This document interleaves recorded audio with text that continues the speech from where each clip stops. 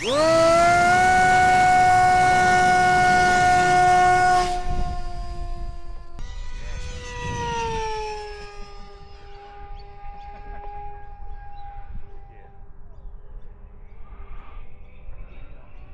remaining 3 minutes.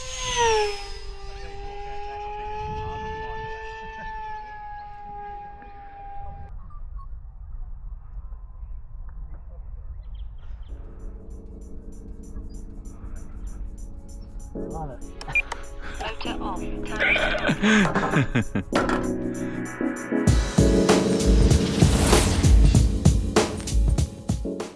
Hey, it's Vash here from Aussie RC Airspace and welcome to my review of the Durafly MFX. Now this is one of HobbyKing's newish releases. I think they've had this out now for about 2 or 3 months, somewhere around there. And they were kind enough to send this one over for me to review. Now I'm going to spoil the review a little bit here for you, but I have to say, I'm absolutely in love with this plane. I actually only just flew it yesterday again, and I got some more footage for you, which I'll share at the end of this video. And there's just so much to love about this plane and what they've done here, so let's get into it.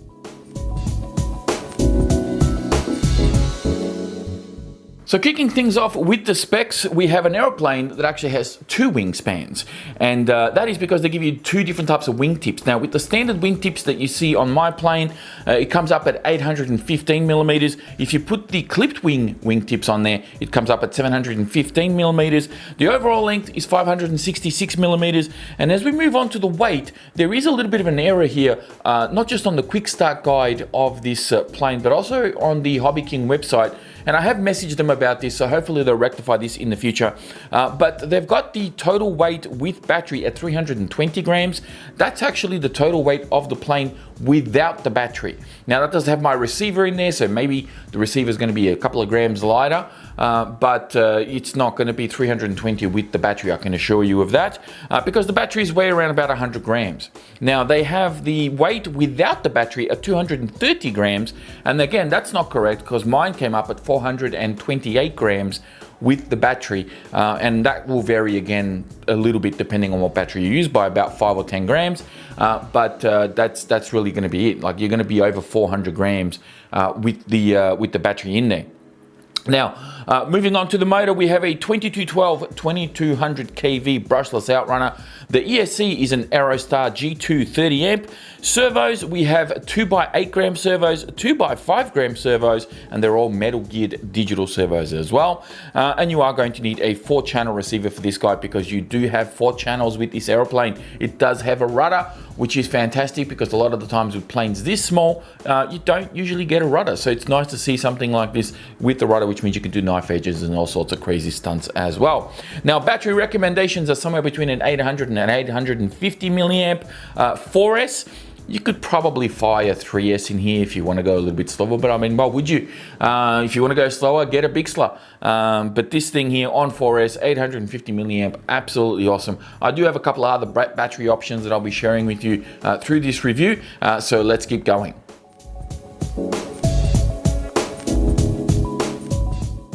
So assembly for this guy is very simple. You basically have 4 screws on the bottom for your main wing. You are going to need to put your little control rods on. I believe these just came in a packet and you got to sort of like thread them to make sure that they're the right length and make sure your ailerons are nice and flush with the main wing. You will need to clip your elevator together, so this just kind of slides in together. Now I will say I had a lot of trouble with mine. It wouldn't actually clip into place, so I put a little bit of glue just to hold it.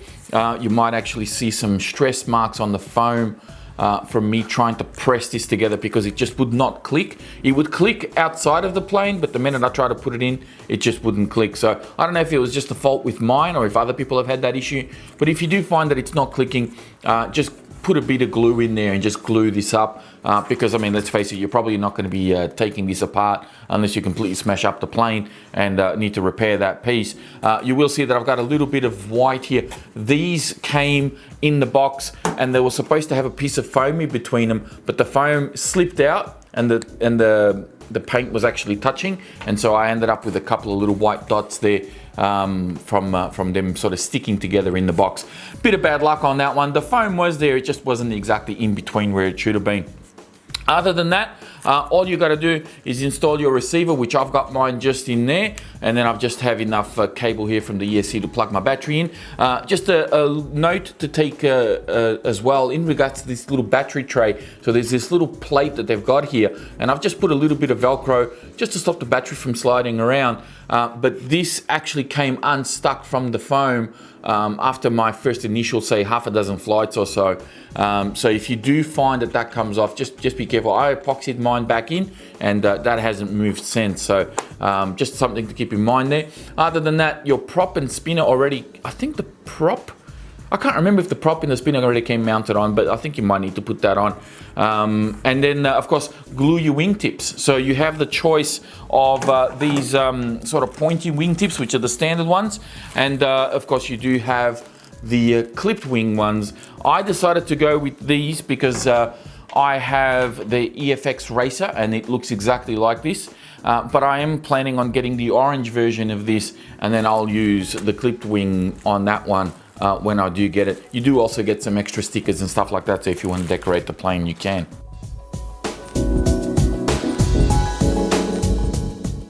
Now for center of gravity, as you probably already spotted here, I've got a couple of dots on the wings. They are saying between 30 to 40 mil for your CG. I think I've gone somewhere in the middle at 35, and that's where I've got mine marked.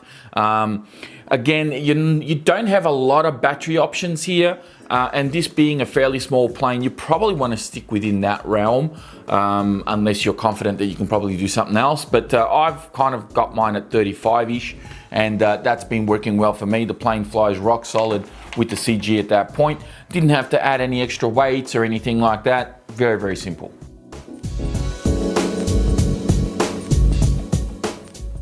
So for setup, I'm going to be taking you through the radio, how I've set up some of the control rods on the plane, and also the batteries that I've been using. So for the control rods, I think for the rudder and elevator, you just have to clip these on, but in the servos, they were already done from factory, so I really haven't touched those.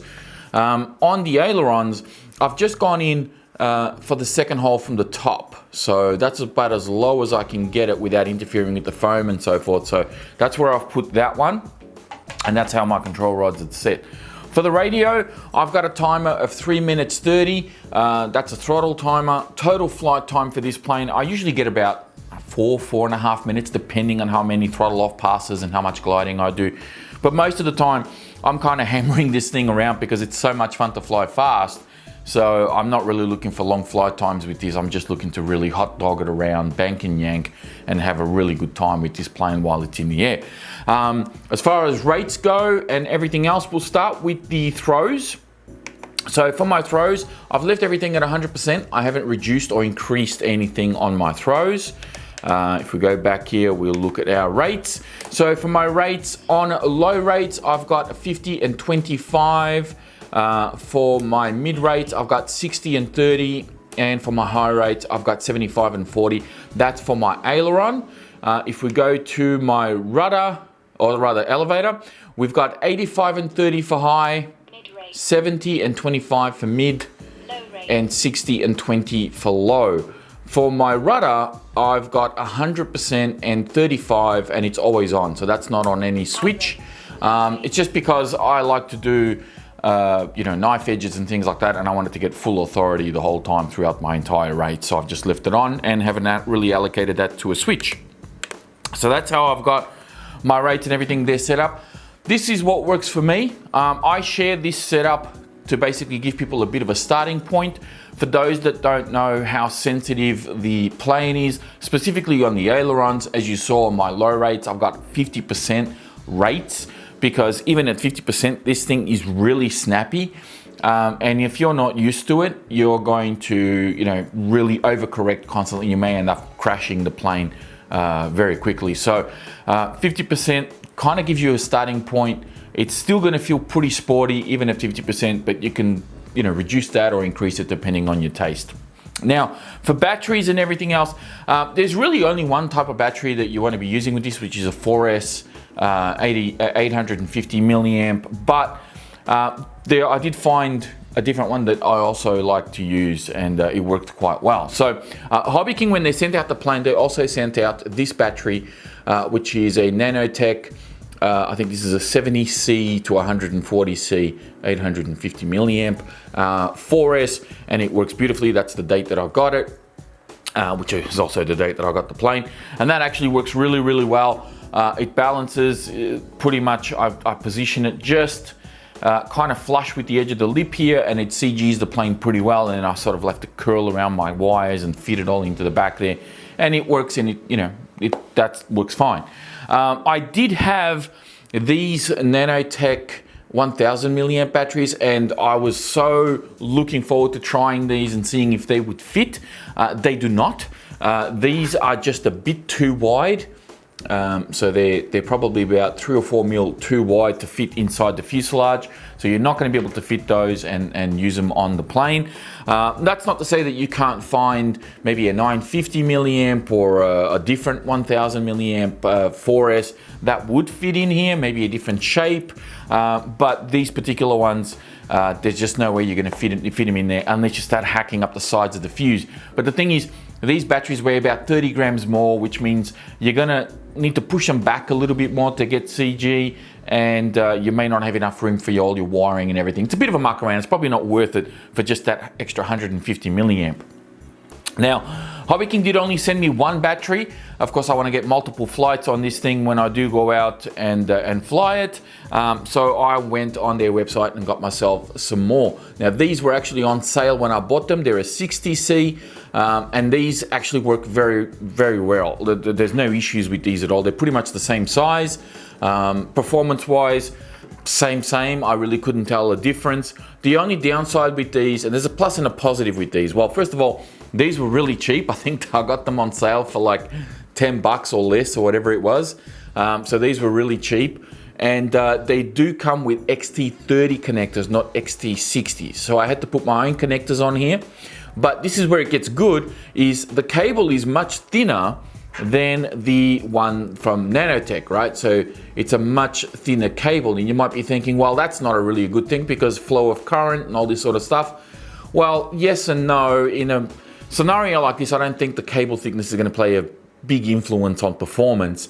But the best part is that you can bend and turn this one a lot easier to tidy it up inside the fuselage as opposed to this big thick one.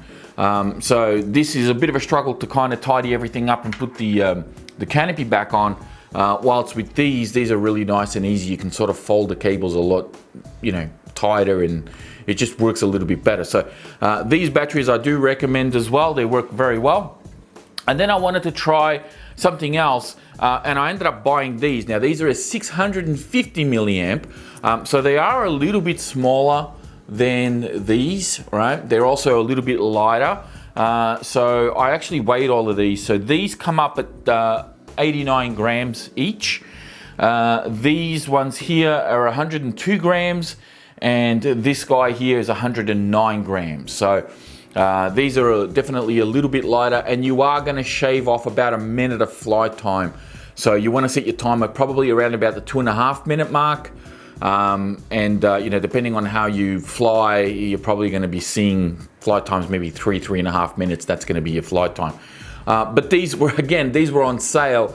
I think I paid like $7 or something like that for these each. They were very cheap, and they're a good performance battery. 4S. Where's the C? 75C rating. So these Panthers, these graphene Panthers, they work quite well in here as well. Probably better suited for calmer days because it is going to make the plane a little bit lighter. And if you're going to be flying it on a windy day, I actually flew this on a windy day with these batteries, and the plane was getting buffeted around all over the place. But once I put these ones in, I felt it straight away like it was a little bit more locked in, and it flew a lot better. So that's my setup. That's the battery options that you can go with, and really inexpensive plane to run when you think about it too.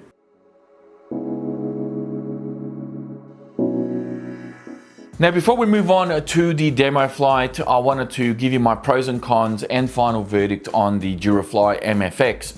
As you can see, I have the EFX Racer here. This is a plane that I've had for a number of years now. It's been solid. I've put dozens of flights through this, and it's been one of those planes that's been instrumental in my addiction to flying fast and, you know, pylon racing type of flying, and really being very precise in your pattern and having a bit of a timing, a bit of a beat to when you're making your turn and doing your maneuvers, so that you don't you know, just fly any which way or lose orientation of your aircraft. So, you know, big shout out to HobbyKing for having this in their lineup and being consistent with it throughout the years. You know, there's the EFX Extra as well, or EF Extra, that's been around for a while now too, which I don't have. Maybe one day I'll get one of those myself. You know, I've been very happy with the MFX Racer. It's a brilliant plane, and when the opportunity came up for me to review this, I was super excited. But I will say, it took me by surprise by a couple of things, because first of all, I wasn't quite sure what I was expecting from a smaller version of that MFX Racer. And in my mind, I kept thinking, oh, it's going to be like a UMX type plane, so it's going to be a bit lighter, a bit flimsy, and nothing could be further from the truth, right? I mean, this plane really stands its own ground, and in some ways, I think it actually puts the big one to shame. So hopefully they'll upgrade the big one in the future as well. But you know, this thing is just so ballistically fast, or at least it feels a lot faster when I fly it. I've had both of these out on the field at the same time and flown them back to back, and I don't know, maybe it's the size that's deceiving, but this definitely feels faster than that. But you know, that's a positive, right? I mean, you could look at this and say, oh, that's a positive, it's faster than the big one. But where it gets to a negative is that it disappears a lot faster as well. Being smaller, grey with the green, although it looks really eye-popping and catching on the ground, when you have a bit of a hazy blue sky, this kind of starts to blend in there a little bit. So if your eyes aren't the sharpest, and if you're not used to flying super fast planes like this, that could be a con for you. But if you practice it and you get used to the pattern that you need to fly to keep it within a visible vicinity, right? So you don't let the plane get away from you. You know, it's not going to really be any different than flying the big one. You just have to kind of get used to it a little bit. I think that the orange one might pop in the sky a bit more, which is one of the reasons why I do want to get the orange one, just so that I can really see it a little bit better. Maybe that's a thing, but we'll find out when I eventually get one. So overall, there's really not a lot to nitpick on this plane. You know, yes, it's smaller, yes, you're a little bit more cramped here, but you know, batteries are a lot cheaper to buy. And I find hand launching this one a lot easier than the big one. I don't know why that is, but I find that I can just flick my wrist and just let it go.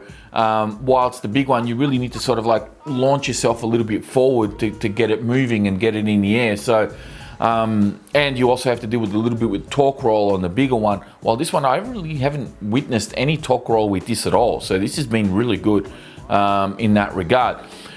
As I said, the only thing that I probably would like to see in regards to you know, any updates or upgrades on this plane is just the wingtips. Rather than having to glue them on, I wish that they had these removable, that you can just slide them in and out, similar to the way that you put your ordnance on warbirds. You can just clip them in and clip them out. So that's something that maybe HobbyKing can look into in the future. But you know, whatever, you know, you have to glue them, it's not the end of the world. You just pick one, whichever one you want, and away you go. And that's like, I don't have a lot of things to pick on this thing. There's really not a lot. I mean, aside from its size and visibility, that's really the only con. I mean, it's hard to falter. They already had the blueprint to make it good. This has been a proven platform over the years. They just had to shrink everything down and make it work, and I think they did a fantastic job here. This thing flies rock solid. Like, it flies bigger than what it is, and that's the thing that I think a lot of people will take away from this is it doesn't feel like a little tiny plane. It feels, when you're flying, it feels a little bit bigger than its actual size because it's so locked in.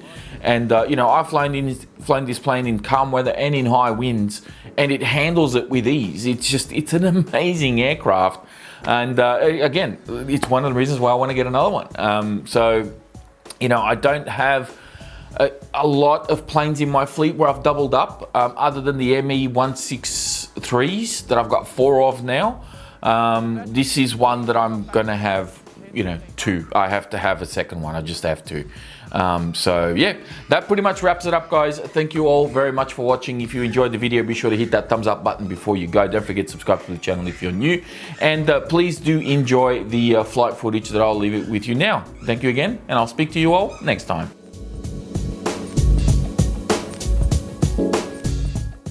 Timer start. Motor on.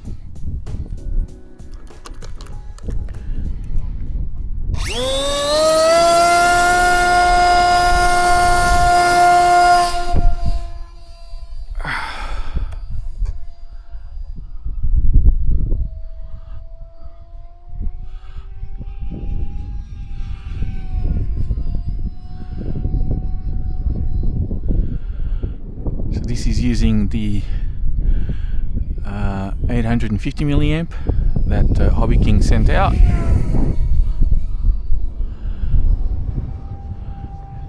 In this wind, it definitely feels a little bit steadier.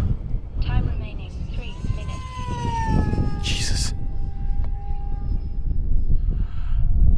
Forget how quick this thing covers ground.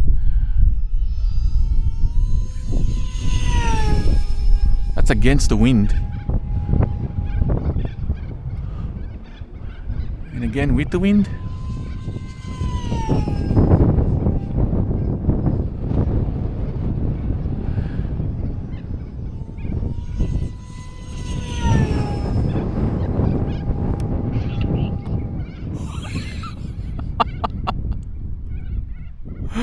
What the hell was that?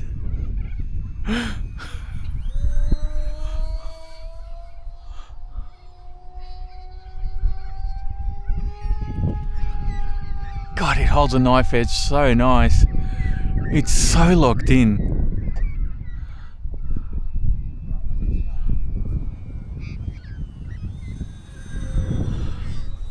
Can't wait to get the orange one. Set it up with the shorter wings.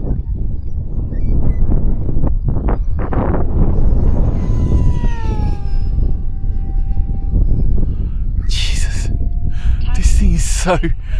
It's so fast and so fun. Here we go, bang the sticks.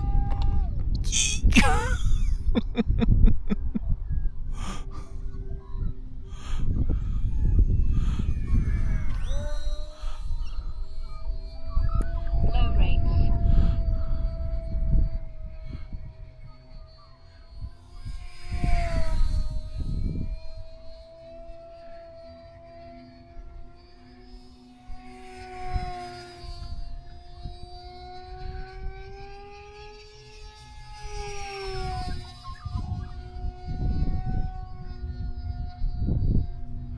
God.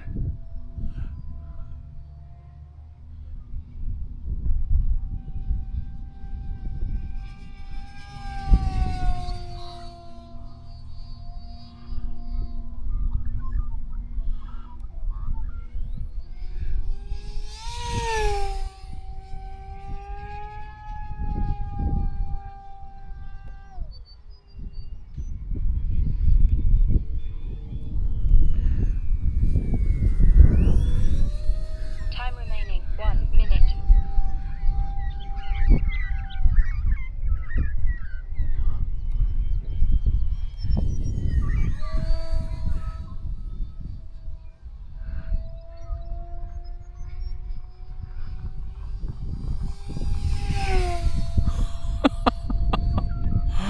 Alright, let's bring her in.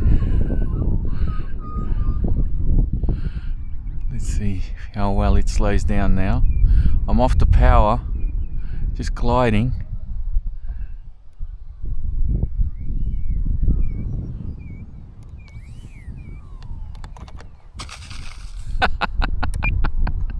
Motor on. Oh, that's the best. I love this thing. What a 4-minute flight time. Wow, this thing's a weapon.